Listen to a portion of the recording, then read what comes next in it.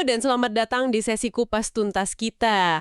Hari ini kita punya misi yang lumayan ambisius ya. Sangat ambisius, tapi ini krusial banget buat dibahas. Betul, kita bakal membedah sebuah buku dari tahun 2026. Judulnya Accessible Assessment and Pedagogies, karya Linda J. Graham dan Jill Willis. Dan misi kita satu, kita mau membongkar gimana otak manusia itu memproses informasi. Lebih tepatnya gimana merancang komunikasi, entah di pendidikan atau profesional, biar lebih mudah diakses. Karena ternyata, bikin komunikasi yang gampang dicerna itu bawa keuntungan buat semua orang, bukan cuma yang punya kesulitan belajar. Nah itu dia, konteks bahasan kita hari ini berakar dari ARC Linkage Project di Queensland, Australia. Proyek ini benar-benar terjun ke sekolah-sekolah menengah, mengamati apa yang terjadi kalau instruksi dan penilaian dirancang ulang secara proaktif. Ya, jadi apa arti dari semua ini bagi Anda yang sedang mendengarkan? Entah Anda lagi nyiapin presentasi, memimpin rapat, atau sekedar pengen tahu cara belajar yang lebih efektif, Memahami cara kerja otak menyerap informasi, ini bakal mengubah cara Anda berkomunikasi selamanya. persis. Oke, mari kita bedah ini.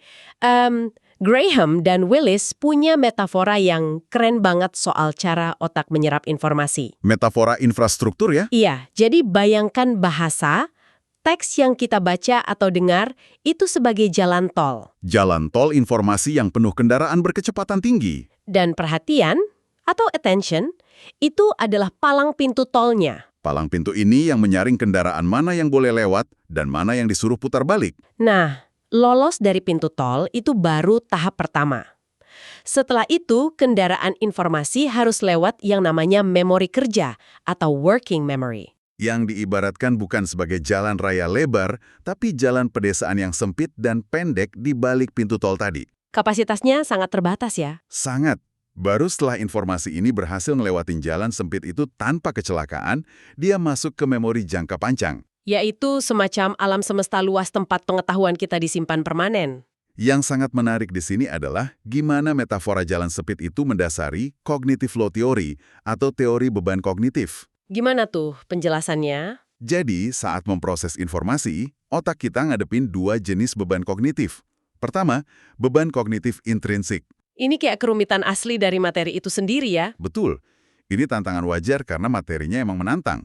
Tapi yang kedua ini masalahnya, yaitu beban kognitif extraneous. Hambatan yang sama sekali nggak perlu. Persis, beban artifisial karena cara informasi itu disajikan berantakan. Kayak format yang jelek atau instruksi berbelit-belit. Jadi ini ibarat kita sengaja naruh rintangan fisik di jalan pedesaan yang udah sempit tadi. Tepat. Dan penting ditekankan, mengurangi hambatan ekstranos ini bukan berarti pembodohan materi. Bukan nurunin standar materinya ya. Sama sekali bukan. Ini soal membebaskan ruang di memori kerja biar audiens bisa fokus ke beban intrinsik, ke materi yang benar-benar penting. Biar audiens kita bisa ngerasain sendiri. Coba kita kasih contoh eksperimen. Bayangkan Anda disuruh mengingat nomor telepon rumah. Di Australia biasanya 8 digit. 8 digit masih gampang masuk ke memori kerja tanpa dicatat. Tapi coba bandingkan sama nomor ponsel yang 10 digit. Kalau ada gangguan sedikit aja pas Anda lagi komat kamit ngingat nomor itu, jalan pedesaan dengan tikungan tajam dan jalanan licin. Iya, ini nyata. Kita ngomongin tentang mereka yang punya Developmental Language Disorder atau DLD dan Attention Deficit Hyperactivity Disorder atau ADHD. Fakta statistiknya cukup mengejutkan loh. Kedua kondisi ini mempengaruhi sekitar 14% dari populasi siswa. Berarti sekitar 1 dari 7 orang dong? Betul. Jadi kalau Anda presentasi di depan 14 orang, kemungkinan besar 2 diantaranya memproses bahasa dengan cara yang beda. Tapi sayangnya guru atau manajer sering banget salah paham ya. Sangat merugikan. Dari buku ini kita tahu banyak pendidik atau profesional malah menempelkan label buruk ke mereka. Oh iya, yang disebut siswa C atau dicap pembuat onar. Atau bahkan ada akronim mengerikan kayak DAS. Yang kepanjangannya dumb S atau sangat bodoh itu kan? Benar.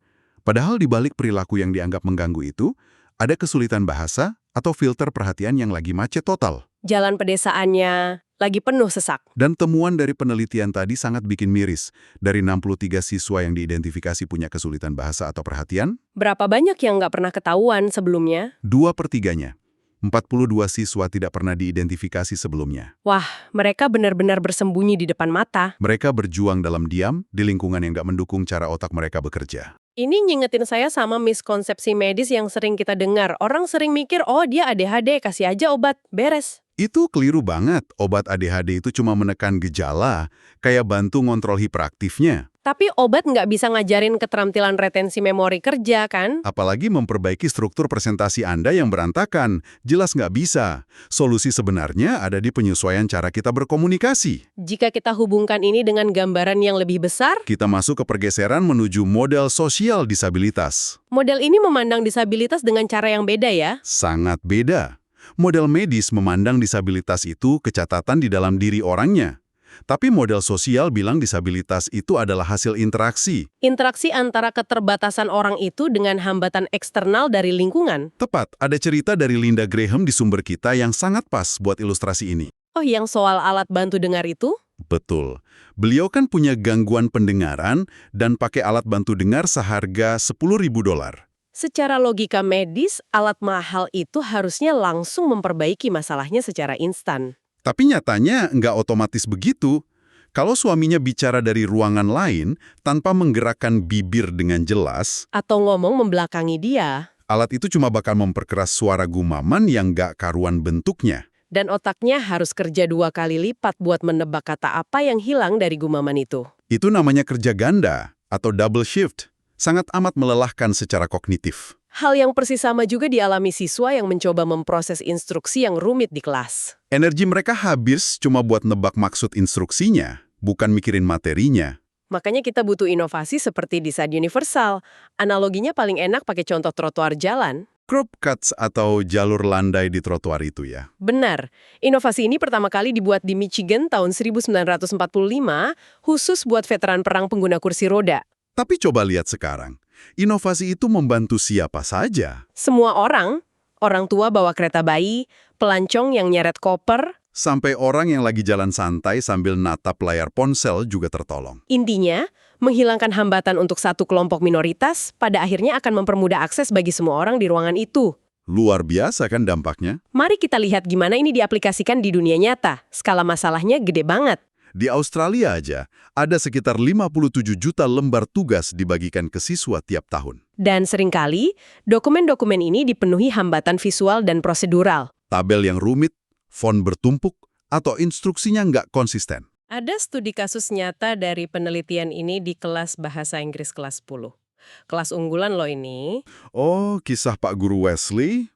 Ini contoh sempurna dari cognitive overload? Pak Wesley ini pakai proyektor buat jelasin tugas. Tapi di layarnya jadwalnya udah dicoret-coret berantakan. Dia juga salah nyebutin tenggat waktu.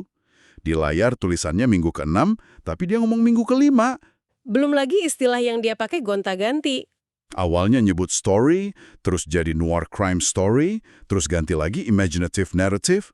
Padahal tugasnya sama. Akibatnya, siswa yang paling pinter sekalipun jadi frustrasi dan bingung total. Kalau siswa neurotypical aja otaknya ngeheng, bayangkan dampaknya buat siswa dengan ADHD atau DLD tadi. Melumpuhkan kognitif mereka secara instan ya. Makanya para peneliti di proyek ini pakai teknologi eye tracking atau pelacak mata buat ngecek gimana siswa baca instruksi itu. Hasilnya pasti nunjukin pandangan yang loncat-loncat. Sangat berantakan. Mata mereka malah nyangkut di garis tebal tadel, bukan di instruksi utamanya.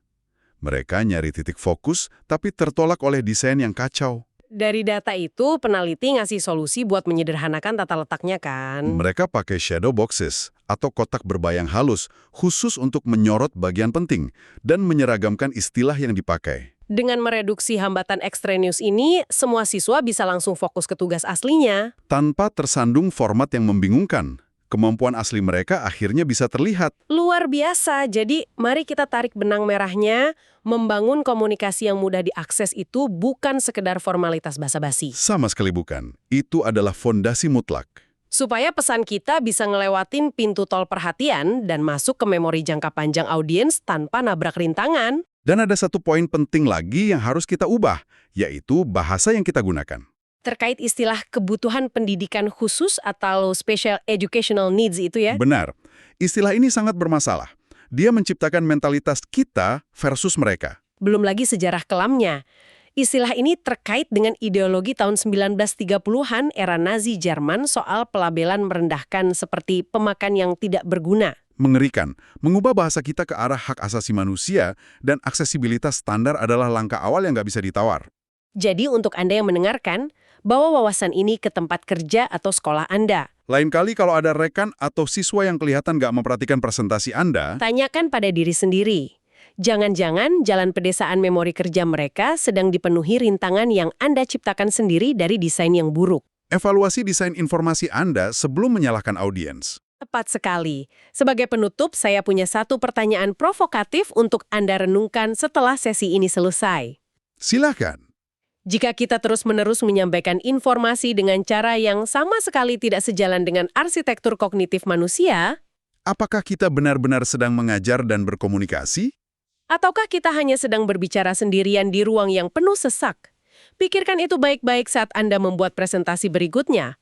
Terima kasih sudah mendengarkan kupas tuntas kita hari ini, dan sampai jumpa.